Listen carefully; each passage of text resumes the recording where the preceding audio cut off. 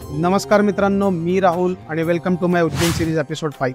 भारत माता मंदिर, गड कालिका माता मंदिर आणि भरतरी गुफेचे दर्शन घेऊन आता मी आलोय काळ भैरवनाथ मंदिरात। मंदिराच्या परिसरात आल्यावर मला खूप सारे वाईन शॉप्स वगैरे दिसले आणि मी विचारत पडलो की हे काय बघतोय। पण या मंदिरात काळ भैरवनाथाला प्रसादाच्या रूपात चक्क दारू चढवले जाते। मंदिरमध्ये जाताना तुम्हाला बॅरिकेडवर बांधलेले दोरे बघायला मिळतात, जे भक्तांनी त्यांच्या इच्छापूर्तीसाठी बांधले आहेत। महाकालचे उग्र रूप असलेल्या बाबा काळ भैरवनाथांचे दर्शन घेतल्याशिवाय महाकालचे दर्शन अपुरे मानले जाते। शिप्रा नदीच्या बाजूला असलेल्या उज्जैन शहराचे संरक्षण बाबा काळ भैरवकडेच आहे। मंदिरमध्ये खूप गर्दी होती, पण आमचे दर्शन एका तासातच झाले। काळ भैरवनाथांचे दर्शन घेऊन आम्ही पोहोचलो मंगलनाथ मंदिर येथे। पुराणानुसार उज्जैन नगरीला मंगळाचं जन्मस्थान मानले जाते। या मंदिरात शिवरूपात मंगळाची पूजा केली जाते। हे भारतातील एकमेव मंदिर आहे जिथे महादेवाचे पुढे नंदी नाही तर मेंढी आहे। तर याचं कारण म्हणजे महामंगळ मेष आणि वृश्चिक राशीचा स्वामी मंगळालाच मानले जाते। याच मंदिरमध्ये मागच्या बाजूला पृथ्वी मातेचं मंदिर आहे, म्हणजेच माता भुवनेश्वरीचं। मंगळाला या माता भुवनेश्वरीचे पुत्र मानले जाते। त्यानंतर आम्ही आलो संदीपनी ऋषी आश्रम बघायला, जिथे श्रीकृष्ण, बलराम आणि सुदामांनी शिक्षा घेतली।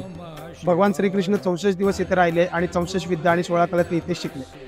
हे जे तुम्हाला पाण्याचं कोंड दिसते ते श्रीकृष्णाने त्यांच्या बाणांनी प्रकट केले आहे। तर पुराणानुसार असे म्हटले जाते की संदीपनी ऋषी हे रोज गोमती नदीवर आंघोळीला जायचे। त्यावेळेस श्रीकृष्ण त्यांना म्हणाले की मी तुमच्यासाठी गोमती नदीच इथे आणू शकतो। आणि असे म्हणून त्यांनी संदीपनी ऋषींचा आशीर्वाद घेतला आणि गोमती मातेला नम्र आवाहन करून बाण चालवला। त्यातूनच या कुंडाची स्थापना झाली। त्यालाच गोमती कुंड सुद्धा म्हटले जाते। तर अशीच माहिती मी तुम्हाला देत राहील, म्हणून पेजला फॉलो करायला विसरू नका। धन्यवाद।